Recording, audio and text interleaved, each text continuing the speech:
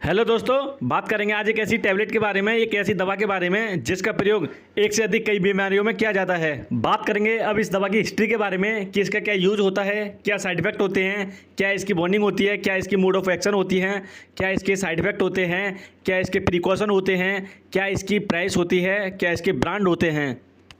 बात करते हैं अब इस दवा की यूज के बारे में। तो वो यूज इस प्रकार है दोस्तों, ब्लड इन्फेक्शन होना, ब्रेन में इन्फेक्शन होना, जॉइंट में इन्फेक्शन होना, लंग्स में इन्फेक्शन होना और इसके अलावा यूरिनरी में इन्फेक्शन होना, स्टमक में इन्फेक्शन होना, गम में इन्फेक्शन होना, डेंटल इन्फेक्शन होना और अल्सर इन्फेक्शन होना, जियाडियासिस में इन्फेक्शन होना, पेल्विक इन्फ्लेमेटरी डिजीज होना। आफ्टर सर्जरी के बाद भी इस दवा को दिया जाता है और एमावाइसिस की परेशानी में दिया जाता है, ऑपरेशन के बाद दिया जाता है इस टैबलेट को, और बेजना में इन्फेक्शन होना और पायरेसाइटिक इन्फेक्शन होना। बात करते हैं इस दवा के साइड इफेक्ट के बारे में। तो वो इस प्रकार हैं: सिर दर्द होना, उल्टी की इच्छा होना, मुँह का सूखना और मुँह का टेस्ट बिगड़ना। बात करते हैं इस दवा की कंपोजिशन के बारे में कि इसमें क्या कंपोजिशन होता है और कितनी मात्रा में होता है। इसमें जो कंपोजिशन होता है 200 mg, 400 mg और 600 mg मेट्रोनिडाजोल होता है। अब बात करते हैं इस दवा की मोड ऑफ एक्शन के बारे में कि ये दवा हमारी बॉडी में किस तरह काम करती है। मेट्रोजिल टेबलेट एक एंटीबायोटिक और एक एंटीप्रोटोजोल मेडिसिन है जो नाइट्रोमिडाजोल कहलाती है।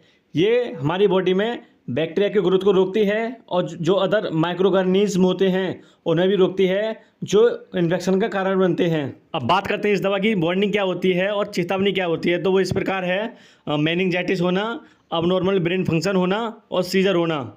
अब बात करते हैं इस दवा के साथ कौन सी दवा यूज नहीं करनी चाहिए। वो इस प्रकार है: फेनिटोइन, फिनोबार्बिटल और सिमिटिडिन। बात करते हैं दोस्तों अब इस दवा की डोज के बारे में कि इस दवा की कितनी डोज लेनी चाहिए पेशेंट को, कितनी नहीं।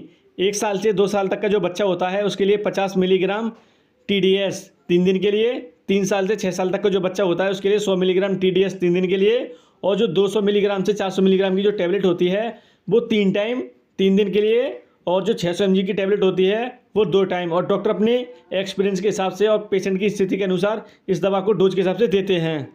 बात करते हैं अब इस दवा की प्राइस के बारे में। 400 mg की जो टैबलेट होती है मेट्रोजिल की, 15 टैबलेटों की जो स्टिप होती है उसकी 25 रुपये 53 पैसा होती है। मेट्रोजिल 200 mg की जो टैबलेट होती है 15 टैबलेटों की स्टिप होती है 13 रुपये 6 पैसे।